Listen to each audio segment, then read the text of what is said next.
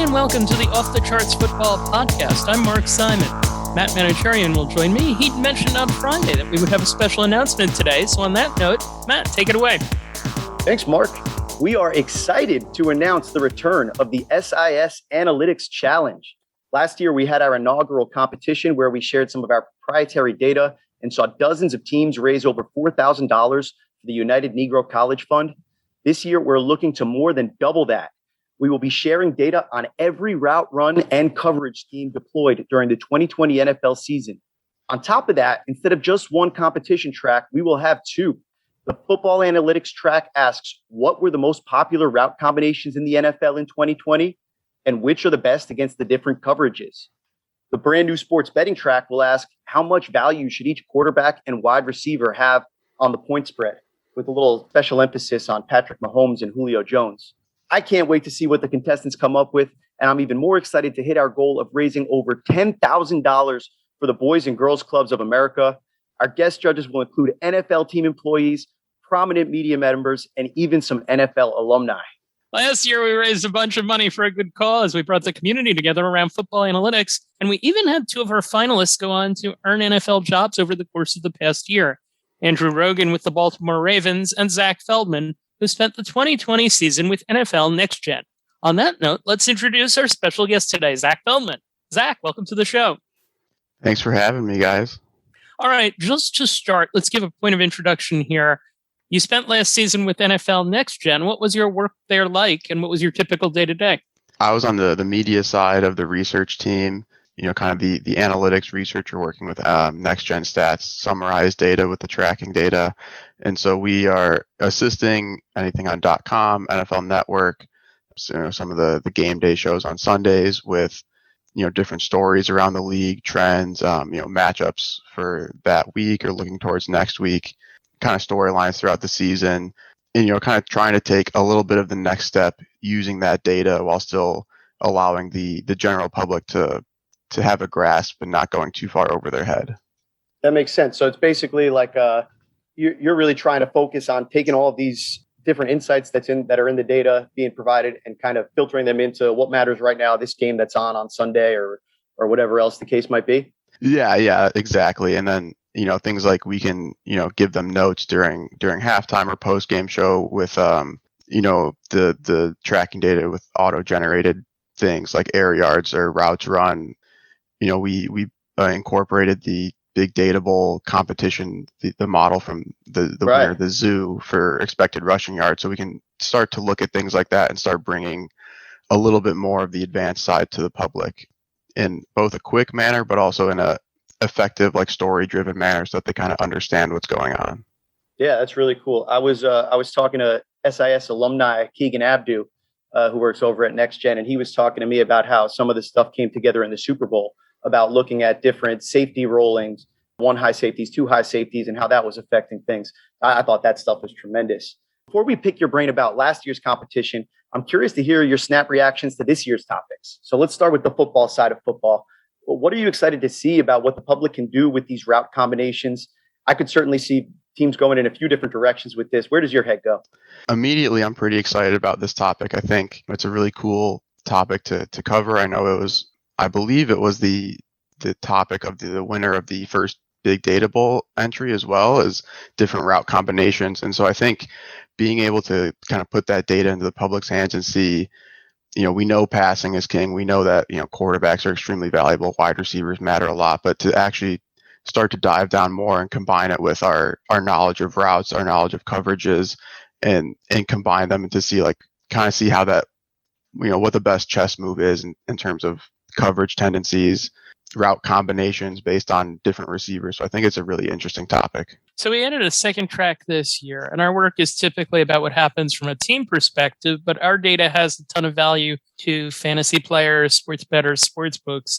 So we included a question pertinent to that world to get that community involved. Zach, what do you expect us to learn from the question of how much various wide receivers and quarterbacks should affect the spread? I think that's actually going to be super interesting because I know that, on the gambling side, if you're not really starting to dive into a player level model, you might not be particularly effective or plus EV.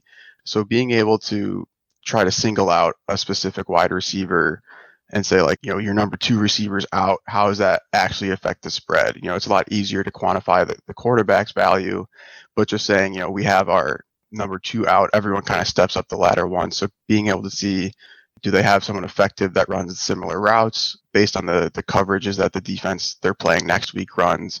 Is it actually going to be a struggle, or are they going to be able to fill that role specifically? So I think starting to get more into that matchup-based player level analysis, I think is going to be really interesting to see how, what people come up with. Yeah, you bring up a great point that it's kind of obvious when you think about it in a quarterback. How good is your backup is what really matters, right? We talk about value over replacement all the time. This spread question is kind of sneakily not just about how good the player is, but it's also a little bit about how good their replacement is going to be. So I think you hit the nail on the head right there. I'm very excited to see where that goes. I know there's been a lot of work done in the past that's shown kind of quarterbacks have value against the spread. In other positions, it's very hard to prove that they do. I think with better data, sometimes we get different answers than we might have seen in the past. So I'm curious to see what the teams come up with out there. Definitely think about defensive line techniques differently than I did last year around this time. Yeah, definitely. I think you like, that's a good point about, like, it's easy to find how many points a quarterback is worth towards the spread, but being able to single out one player from a position group, it's so much harder because the quarterback is the only person in that position group. So I agree with you a lot there. So one thing that I wanted to bring up here is just the idea that this isn't something that's just a gambling question. This is a general football question. And it's important because people want to know, how many points is a quarterback worth? How many points is a wide receiver worth? So the studies that these people will do for this competition will help us get an answer for that. Circling back to the next gen, when you look at where next gen is now versus where it could be headed in the future, is there anything that really excites you there? Yeah, I mean, so I started with them last year, and even seeing how far they had come just from kind of paying attention to NFL media up until what I was actually able to do. It's kind of started out with, what was this player's top speed, and they popped that up on Red Zone or something, and that's kind of all they had. But now being able to see, like, win probability up there, being able to see things with routes or expected rushing yards, in only a couple of years, that's a ton of progress. And I think we're going to continue to see those things moving forward. I know this last big data bowl was focused on defense, and I think, I know that the next gen team is working on adding in more stats for defensive players that we can start to quantify them better, but then also present that to the public better, because it is really difficult to find something that the public understands that actually measures defense pretty well, because it's just hard to measure defense even to begin with. So then even finding something that is even, like, you can communicate to people easily is really hard. Mark, I know you can definitely relate to that.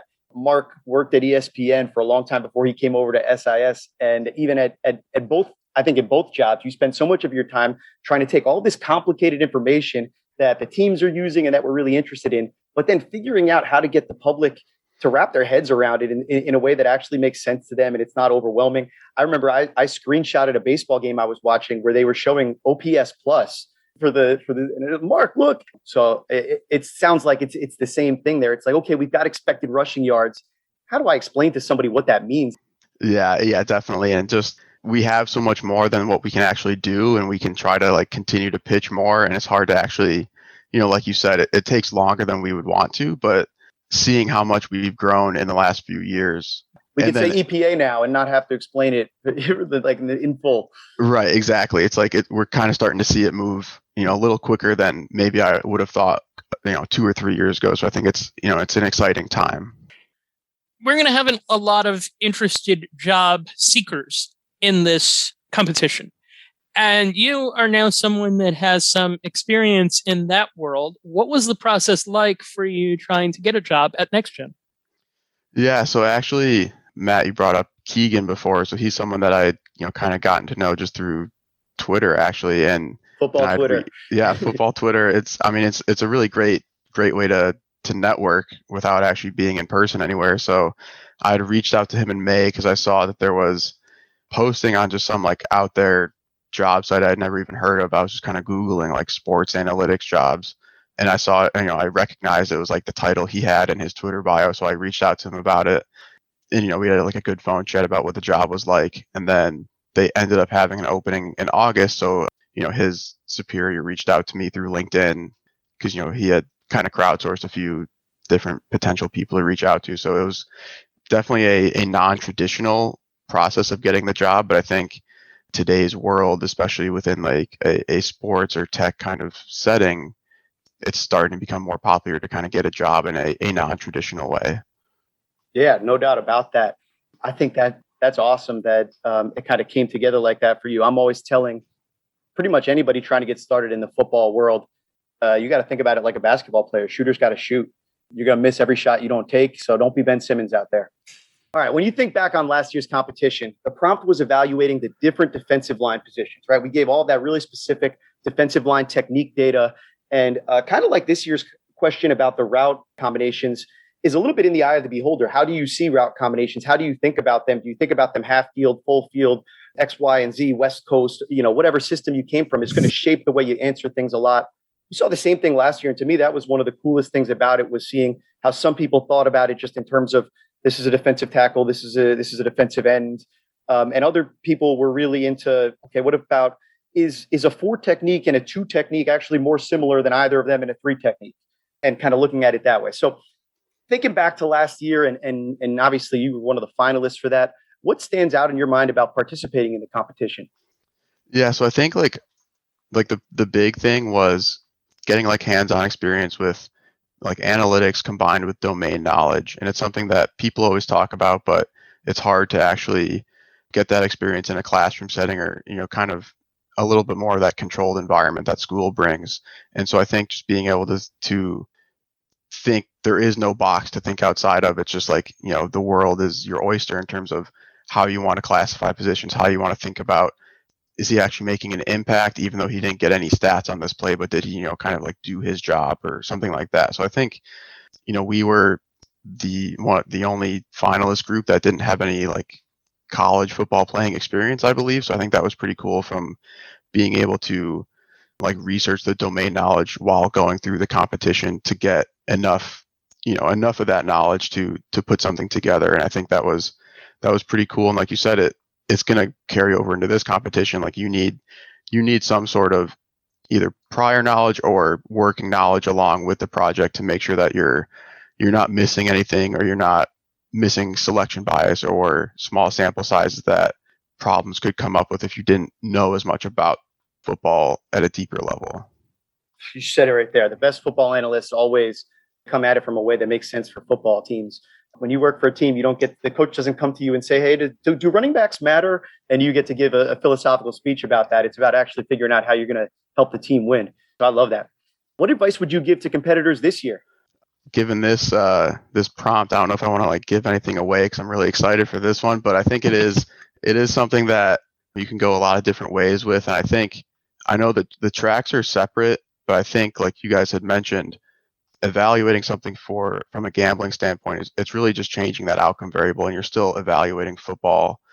It's just in a little bit different of a way. So I think, whether you want to do one track or not, I think kind of just diving into the actual analysis and then maybe picking a track later, or if you're allowed to be entering both tracks. Yep.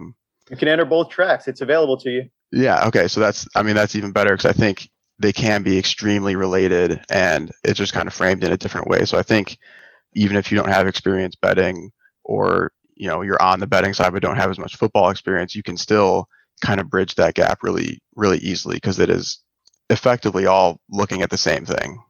Right. That's why these worlds have blurred, and you have football teams that ask the casinos for advice sometimes, and vice versa. So there's definitely overlap there. And you said a couple of important things. You can enter both tracks. So once you enter, the data is the data, and you can go wherever you want from it. So please, anybody who's interested, don't feel like you have to be pigeonholed one way or another. This question about gambling lines, we ask how much should it change the line? And there are a couple ways that you could look at that, right? You could look at that in terms of how much did the actual results play out differently, or you can look at things a little bit more forward looking, maybe a little bit grayer when you look at it that way, but maybe more appropriate. I think we'll see reasonable minds disagree about that. So some really good things. And I will say, you might have given some advice earlier unwittingly to your competitors, because you did mention that Next Gen did the route combination, their version of that question a couple of years ago. So I would certainly recommend anybody who's looking into this question, you're going to be given different data. It's a different approach to understanding the route combination data. However, there'll be some really interesting approaches that I think people can build on from there. And I'm excited about that as well. All right, let's wrap up with one question for Zach Feldman, and we'll make it a little fun one. We got a few months to go before the start of the NFL season, but that doesn't stop us. What's your bold prediction for the 2021 NFL season? So it might be a little bit of a homer prediction, but I think the Bears win the NFC North, and Justin Fields, whenever he ends up playing, I think leads them to a division title. That's very much a homer prediction. We know the owner of SIS, John Dewan, will like that prediction. That's for sure. Zach, thanks for joining us. Yeah, thank you. Yeah, a lot of fun. Thanks. Thank you for listening to the Off the Charts podcast. If you want to learn more about the SIS Analytics Challenge, check out our announcement on Twitter and our company website, as well as LinkedIn, and our blog post on the Sports Info Solutions blog. For Matt Manocherian, Zach Feldman, and our producer, Justin Stein, I'm Mark Simon. Stay safe and stay well.